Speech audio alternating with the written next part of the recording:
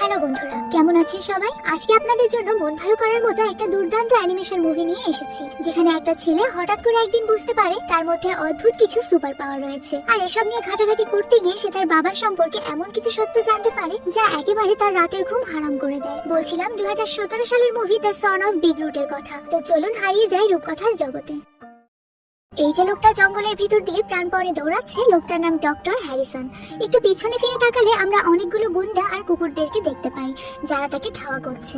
সে নিজেকে লোকগুলোর কাছে ধরা দিতে চায় না। সে মনে মনে চিন্তা করে এই মানুষগুলোর হাতে নিজেকে তুলে দেওয়ার চাইতে নিজের জীবন শেষ করে দেওয়াই বেটার। তাই সে দৌড়াতে দৌড়াতে একটা পাহাড়ের কাছে যায় আর সেই পাহাড় থেকে একটা গভীর খাদে ঝাঁপ দেয়। সে ঝাঁপ দেওয়ার পরে ওই লোকগুলো সেখানে এসে কিছুক্ষণ খোঁজার পরে ডক্টর হ্যারিসনের কোনো সাড়া শব্দ না পেয়ে সেখান থেকে চলে যায়। অন্যদিকে আমরা এই যে কিউট একটা বাচ্চা ছেলেকে কোলে নিয়ে দাঁড়িয়ে থাকা মহিলাটাকে দেখতে পাচ্ছি। এই মহিলাটা হলো ডক্টর হ্যারিসনের ওয়াইফ শ্যালি, আর কিউট বাচ্চাটা হলো তাদের একমাত্র সন্তান অ্যাডাম। এরপর আমরা 12 বছর পরের সময়ে চলে যাই। সময়ের সাথে সাথে সেই ছোট্ট কিউট অ্যাডাম এখন বেশ বড় হয়ে গেছে। সে এখন এই স্কুলে পড়াশোনা করে। সবকিছু মোটামুটি ভালোই চলছিল, কিন্তু তার ক্লাসে একটা দুষ্টু ছেলে আছে যার নাম টনি। সে সবসময় অ্যাডামকে শুধু বিরক্ত করেই চলে। একদিন সেই দুষ্টু ছেলেটা অ্যাডামের চুলে চুইংগাম লাগিয়ে দেয়। এই ঘটনাটা যখন তাদের ক্লাস টিচার জানতে পারে তখন টনিকে খুব বকাবকি করে ক্লাস থেকে বের করে দেয়। এদিকে টনিকে তো টিচার বের করে দিয়েছে, কিন্তু এই যে চুলে চুইংগাম লেগে চুলের যাচ্ছে তাই অবস্থা, এর কি হবে? চুলে লেগে থাকা চুইংগাম উঠানোর জন্য অ্যাডাম ওয়াশরুমে চলে যায়। সেখানে গিয়ে সে তার চুল থেকে চুইংগাম উঠানোর চেষ্টা করতে থাকে। ঠিক তখনই তার সাথে ঘটে অদ্ভুত এক ঘটনা।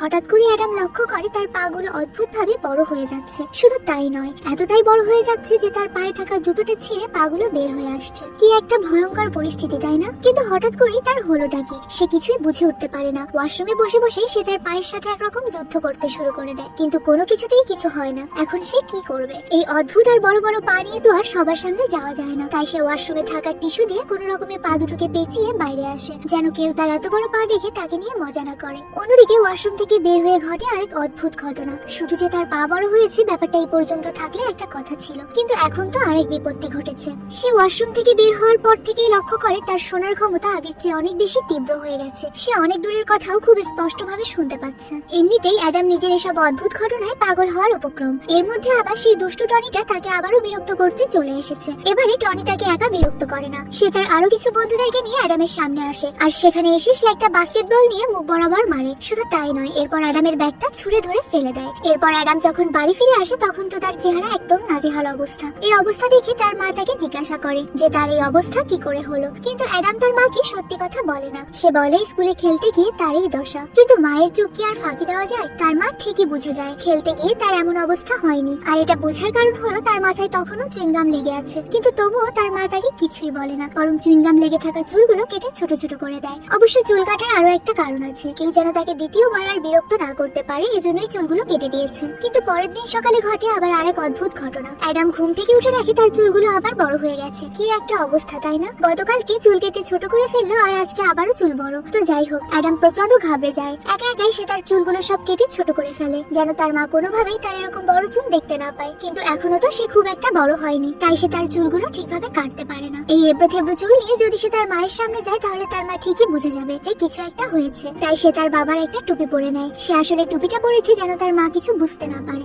এদিকে ডক্টর হ্যারিসনের টুপিটা তার ছেলের মাথায় দেখে শ্যালি বেশ ইমোশনাল হয়ে যায়। তার মাকে এমন অবস্থায় দেখে অ্যাডামের বেশ খারাপ লাগে। এই জন্য অ্যাডাম তার মাথা থেকে টুপিটা খুলে তার মাকে দিয়ে দেয়, কিন্তু তার মা টুপিটা নিয়ে আবারও তাকে পরিয়ে দেয় আর বলে এই টুপিটা পরে তোমাকে অনেক সুন্দর লাগছে, একদম তোমার বাবার মতো। এরপর আমরা হেয়ারগো নামের একটা বড় কোম্পানি দেখতে পাই। এই যে লোকটাকে দেখতে পাচ্ছেন সে এই কোম্পানির হেড, তার নাম ইস্টম্যান। এখন সেই ইনভেস্টর তার কোম্পানি সম্পর্কে বলছে। সে তাদেরকে বলে কিভাবে তার কোম্পানি বিভিন্ন পশু পাখি ডিএনএ নিয়ে মানুষের ডিএনএ এর সাথে মিলানোর চেষ্টা করে। তারা একটা ব্যাপারে খুবই আশাবাদী। তাদের মনে হয় এই এক্সপেরিমেন্টটা যদি তারা সফলভাবে করতে পারে তাহলে মানুষের যে চুল ওঠার সমস্যাটা সেটা আর থাকবে না। ইস্টম্যান তার এই এক্সপেরিমেন্টটা তার কোম্পানিরই একটা লোকের উপরে অ্যাপ্লাই করে। এটা অ্যাপ্লাই করার পর লোকটার চুল তো বৃদ্ধি পায় ঠিক আছে, কিন্তু এরপর যে সাইড এফেক্ট গুলো দেখা যায় সেগুলো তারা কোনোভাবেই কন্ট্রোল করতে পারে না। ইনভেস্টররা এগুলো দেখে তো একেবারে ভেবাচাকা খেয়ে যায়। তখন ইস্টম্যান তাদেরকে বলে তারা খুব অল্প সময়ের মধ্যে এসব ফর্মুলাগুলো ঠিক করে ফেলবে, আর কোনোভাবে যদি একবার তারা এক্সপেরিমেন্টে সফল হয় তাহলে তাদের কোম্পানিটা কোথায় গিয়ে দাঁড়াবে এটা কেউ কল্পনাও করতে পারছে না। এদিকে টনি আর তার বন্ধুরা কোনোভাবেই যেন অ্যাডামের পিছু ছাড়ছে না। অতিরিক্ত পরিমাণে বিরক্ত করার কারণে টনি আর তার বন্ধুদেরকে স্কুল থেকে সাসপেন্ড করা হয়। যেহেতু টনি আর তার বন্ধুরা খুবই দুষ্টু টাইপের, তাই স্কুলের প্রিন্সিপাল প্রিন্সিপাল অনেক সতর্ক করে দেয় যেন সে টনিদের কাছ থেকে একটু সাবধানে থাকে, কারণ এত সহজেই টনি অ্যাডামের পিছু ছাড়বে না, এটা ভালো করেই বোঝা যাচ্ছে। তো এরপর যখন অ্যাডাম স্কুল থেকে বের হয়ে বাসার দিকে যাচ্ছিল, ঠিক তখনই টনি আর তার বন্ধুরা সেখানে আসে। তারা আবারও তাকে বিরক্ত করতে শুরু করে। তাদের অত্যাচারে অতিষ্ঠ হয়ে যাওয়া বেচারা অ্যাডাম কি করবে বুঝতে না পেরে সেখান থেকে দৌড়ে পালিয়ে তার বাসায় চলে আসে। আর বাসায় এসে সে দরজা বন্ধ করে দেয়। কিন্তু টনির যেন কোনো কিছুতেই রাগ মিটছে না। যেহেতু সে অ্যাডামকে ধরতে পারেনি, তাই বাইরে থেকে একটা পাথর নিয়ে তাদের জানালার দিকে মেরে জানালার কাঁচ ভেঙে দেয়। অন্যদিকে অ্যাডাম বাসার ভেতরে এক কর্নারে একটা ছোট্ট বক্স দেখতে পায়। সে বক্সটা খুলে দেখে সেখানে অনেকগুলো চিঠি রাখা, যে চিঠিগুলো তার বাবা তার মাকে পাঠিয়েছিল।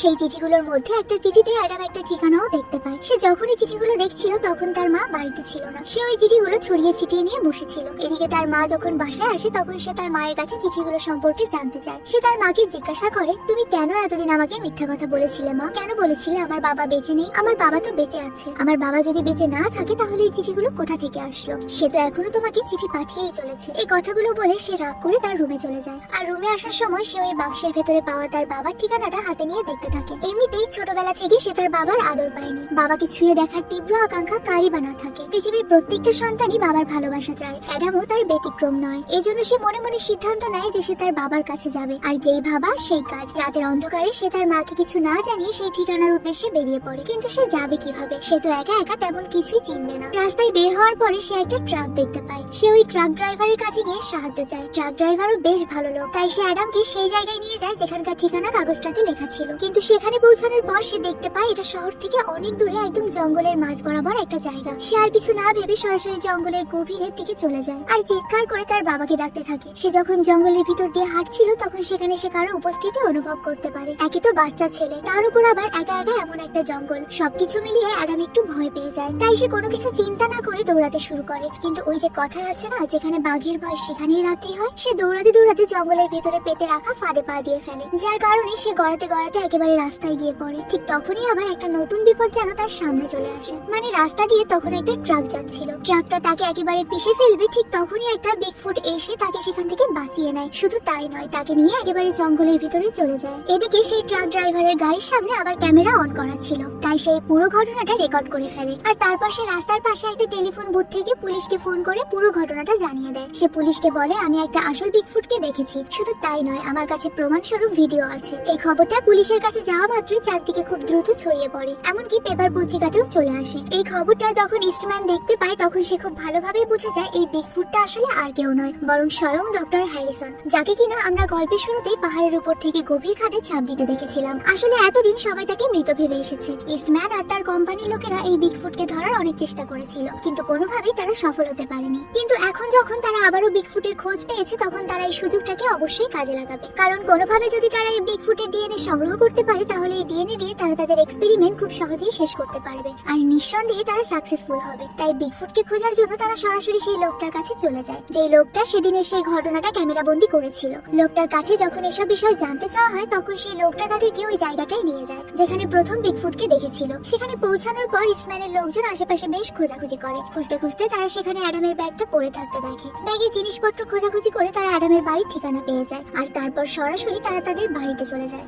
বাড়িতে গিয়ে তারা পুরো বাড়ি তল্লাশি চালায়। তারা সেখানে তার বাবার লেখা চিঠিগুলো খুঁজে পায়। অন্যদিকে আবার অ্যাডামের মা যখন জানতে পারে তার ছেলে নিরুদ্দেশ, তখনই সে গাড়ি নিয়ে হ্যারিসনের ঠিকানার উদ্দেশ্যে বেরিয়ে পড়ে, কারণ সে খুব ভালো করেই জানে তার ছেলে তার বাবাকে খুঁজতেই বের হয়েছে। এদিকে এতক্ষণেও অ্যাডামের জ্ঞান ফেরেনি। সেই যে রাস্তায় পড়ে গিয়েছিল তারপর থেকে এতক্ষণ পর্যন্ত সে সেন্সলেস অবস্থায় আছে। তো যাই হোক, যখন তার জ্ঞান ফিরে আসে তখন সে তার চোখের সামনে একটা বড় বিগফুটকে দেখতে পায়। চোখ খুলেই চোখের সামনে এরকম একটা অদ্ভুত জিনিস দেখে সে ভয়ে পাগলের মতো দৌড়াতে শুরু করে। কিন্তু তখনই সেই বিগফুট তাকে ধরে শান্ত করার চেষ্টা করে আর তাকে শান্ত করার জন্য তার কাছে গিয়ে বলে, ভয় পেও না, আমি তোমার বাবা হ্যারিসন। অ্যাডাম তার মুখ থেকে এই কথা শোনার পরে সেখানকার চারদিকে তাকিয়ে দেখে সব জায়গায় তার আর তার মায়ের ছবি। বেচারা অ্যাডাম একটু শান্ত হয় ঠিকই, কিন্তু সে এখনো বিশ্বাস করতে পারছে না যে তার বাবা একজন বিগফুট। কি করেই বা বিশ্বাস করবে? কোন সন্তান কি তার বাবাকে এভাবে দেখতে পারে? ডক্টর হ্যারিসন অ্যাডামের বিষয়টা বুঝতে পেরে তাকে বলে, আমি এখানে লুকিয়ে আছি কারণ একটা বড় ফার্মাসিউটিক্যাল কোম্পানি আমার উপর এক্সপেরিমেন্ট করতে চায়। এদিকে শ্যালি যখন তার ছেলেকে খুঁজতে খুঁজতে সেই জায়গায় পৌঁছায় তখন সে দেখতে পায় সেখানে ততক্ষণে ইস্টম্যানের লোকেরা পৌঁছে গেছে। তারা এখানে শ্যালির জন্যই অপেক্ষা করছিল, কারণ তারা খুব ভালো করেই জানে শ্যালির মাধ্যমে তারা ডক্টর হ্যারিসনের কাছে পৌঁছাতে পারবে। এদিকে ডক্টর হ্যারিসন তার ছেলেকে কিছু প্রশ্ন করে। সে তার ছেলের কাছে জিজ্ঞাসা করে, তোমার কি শরীরে কোনো পরিবর্তন এসেছে? এই যেমন হাতে বা পিঠে কি ঘন লোম বের হয়? ডক্টর হ্যারিসন তার ছেলেকে বলে, আমি যখন তোমার মতো ছোট ছিলাম তখন নিয়মিত আমার হাত মাথার পায়ের চুল কাটতে হতো। তখন অ্যাডাম তাকে বলে, আমার হাত ও পায়ে দ্রুত চুল গজায় না, কিন্তু আমার মাথার চুল অনেক তাড়াতাড়ি বড় হয়ে যায়। এই যেমন আজকে কাটলে কালকেই আবার অনেক বড় হয়ে যাবে। শুধু তাই নয়, কখনো কখনো অদ্ভুত ভাবে আমার পা অনেক বড় হয়ে যায়। এদিকে যখন অ্যাডাম তার পায়ের কথা বলছিল তখন হ্যারিসন লক্ষ্য করে ট্রাকে লেগে তার পায়ে বেশ কিছুটা ক্ষত হয়ে গেছে। তাই সে তার হিলিং পাওয়ার দিয়ে তার পা ঠিক করে দেয়। এই সবকিছু দেখে অ্যাডাম অনেক অবাক হয় ঠিকই, কিন্তু সেই সাথে অনেক খুশিও হয়। আর সে বিশ্বাস করে নেয় যে ইনিই তার বাবা।